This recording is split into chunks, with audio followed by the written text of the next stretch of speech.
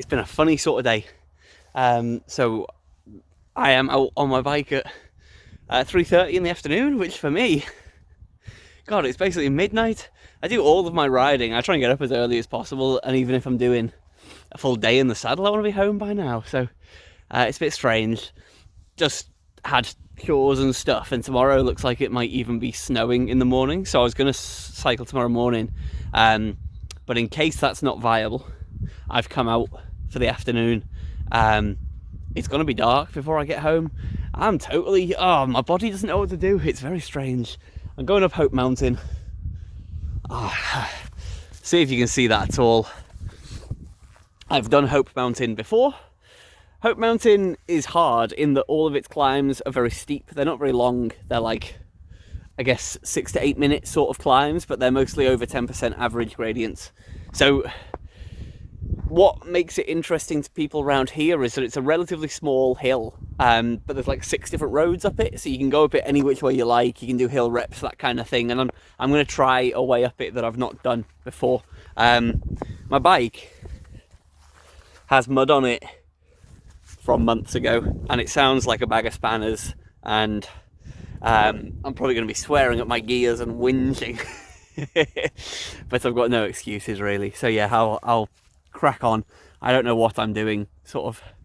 I don't know where my sentences are going. I sound like a complete buffoon, and it's going to get dark, so I'll leave now and go and climb up Hope Mountain. Right, see you on the road.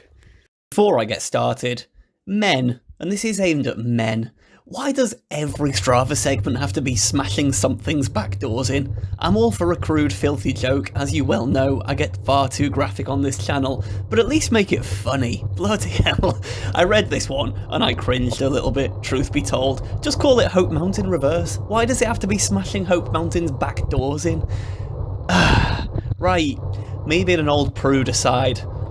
So the south side of Hope Mountain, I've kind of stitched 2 segments together here, but 3k, 225 metres climbed, average of 6.6%, but that's really not representative. It's stepped, as you can see at the beginning, and it starts at relatively low gradient and it ends with a proper sting in the tail. I had not anticipated just how steep these first sections would be though, on this section called Cymau Lane, Cymau Hill, I guess. I thought it started relatively flat, so I feel like an absolute numpty, and here I am a minute into the climb. Every plan I had for how I was going to tackle this climb straight out the window. It's pulled my pants down, and I've got no idea how I'm going to deal with it. I thought it was like 5% false flat until you get to the steep switchbacks, and then I was just going to bang it up them, and suddenly I'm doing 18% gradients in between, and I'm suddenly thinking like, do I invest power here? Do I not? What do I do? How do I go about it? And I just decided to ride the hill instead. Whatever, we'll see how it goes. Believe it or not, this is Wrexham. This is like 4 miles from Wrexham. And I know Wrexham's kind of hipster thanks to Rob McElhenney and Ryan Reynolds now, but believe me, Wrexham is not the most desirable place. So it was surprised me just how countryside it is for being Wrexham. I should have known that this hill was going to be tough because Stu commented on one of my videos a while ago asking if I'd ever ridden it and saying that it looked serious. Not the bit that I think's hard later, but this section specifically. And I don't know, maybe I'm just really arrogant and I'm like, oh, even though this guy who knows the area well and knows all the hills well has recommended it to me, it'll be fine, I'll be absolutely fine. It was not at all fine. Like I say, I couldn't quite make my mind up of how to go about it. In my head, I'd originally considered maybe basically doing Cymau Lane as hard as I possibly could, and then just seeing if I could survive the steep bit up Hope Mountain. But that was back when I thought I could steady state it. I swear to God, I thought this bit was flat. There's me confessing that I thought this bit was flat. And it keeps going for some way, as you can see. So it really doesn't feel like Wrexham already, even though where it started in Caergurley kind of does, which is very nice. And straight ahead of me, the hill that I'm coming to is actually the steps, so there must be something about the kind of geography around here that leads to this steep, flat, steep, flat, steep, flat nature, and I'm really bad at all of it. That roadkill, whatever it was, this isn't a nice topic to talk about on the voiceover, I don't know why I brought that up. That roadkill was gross though, properly decaying, it was really off-putting as I cycled up this otherwise beautiful climb.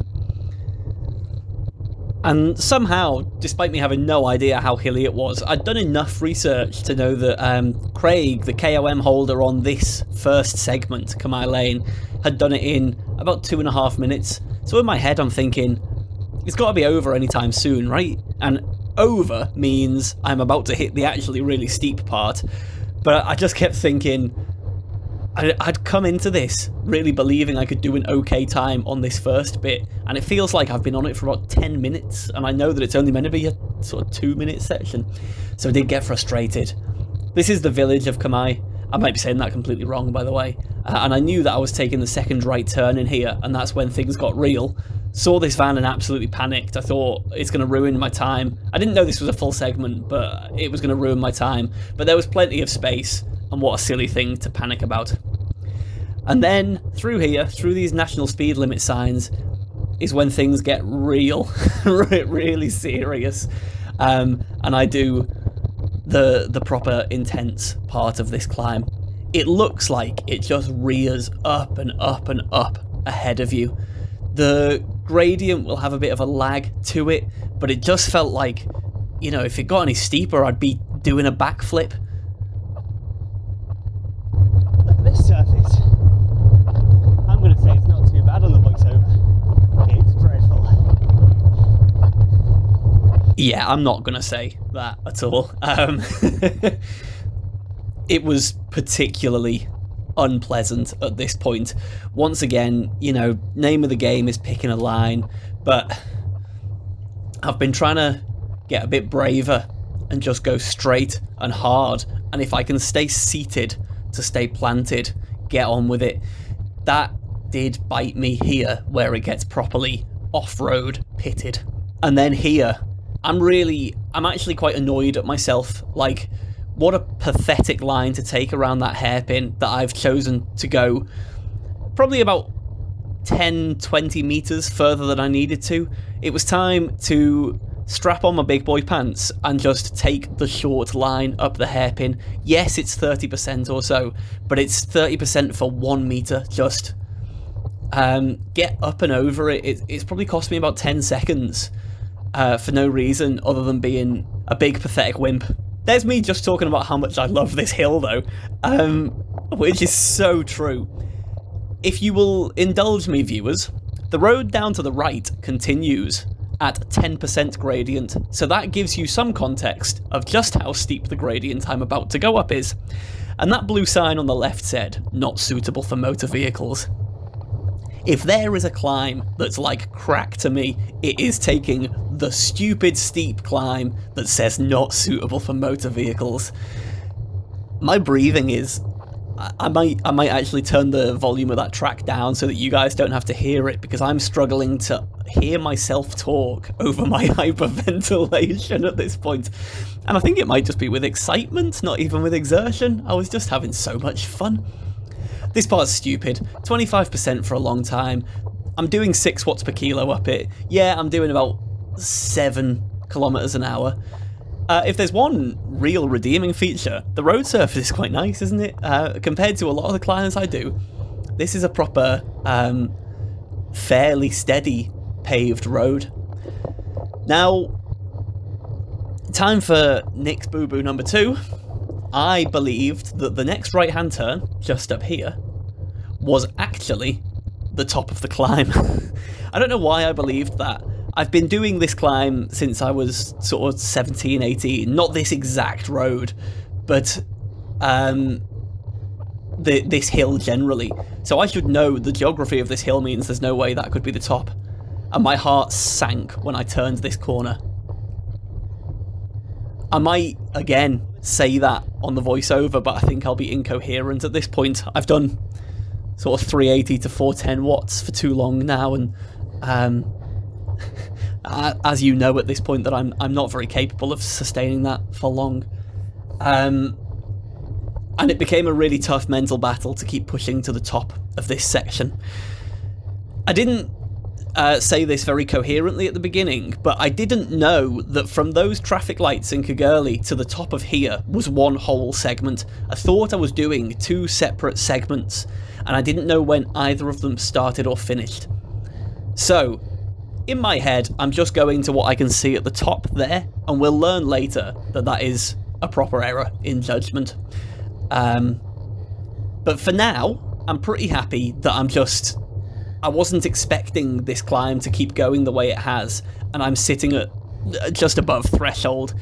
For context, my FTP at the moment's probably 330 to 340 maybe, I don't know. 5 to 5.1 watts per kilo anyway. I'm starting to get a bit fed up of being a bang average cyclist, by the way, and I'm debating whether I need to train more seriously or stop trying. But that's a tangent for another day. I could see these walkers, and I was trying to think to myself, when you pass them, you need to look cool. I don't care how pathetic that is. That was like, I thought I'd make a nice little joke, and I thought, you can't just have like dripping snot and be completely unable to talk. And I have a thing about when you see cyclists who are pushing hard and they've just got no upper body or core strength whatsoever and they look like a noodle on the bike. I thought, don't look like that. Look like an athlete. Look like an athlete. And I just absolutely didn't in any way look like an athlete. I looked like a sad man on a bike. And here, I believed I'd finished the climb. So, as you can see from the fact that I've left the Garmin running, I had not finished the climb, and I'm pretty gutted about that. But I tell you what, I'll show you the summaries now. 6th overall on this segment, and 340 watts from the traffic lights to the top. Tom Brazier is a better cyclist than I will ever be by some margin, and he beat me by just over a minute, but most importantly, most of the time he put into me was on the steeps at the beginning that I wasn't expecting, and at the very end when I didn't know that the segment was still going. So I can be very happy about that. Also, the following week, Burrito Titan Peter beat him in a Zwift race, which made me unduly happy. Like, that's revenge for being so much better than me on every climb in Wales, Tom. And finally, my analysis, broken down into 3 sections. Very depressing where I thought it was over. The best bit about this climb, though, is that I've actually never done this ridgeline road at the very top of Hope Mountain. Because normally on the other side, you come out just slightly lower than it, and this runs right along the top of the hill. The view to the right of me is fantastic. That man just stopped to take in the view for a little while for whatever he was doing. You can see all the way back over Wirral, over to Liverpool, and out over to the Cheshire Plain as well. So like I say, not bad for Wrexham. Not bad at all. I wish I was still doing 300 watts here and putting good time in, but never mind. I loved that climb so much, honestly. Thank you for watching, guys.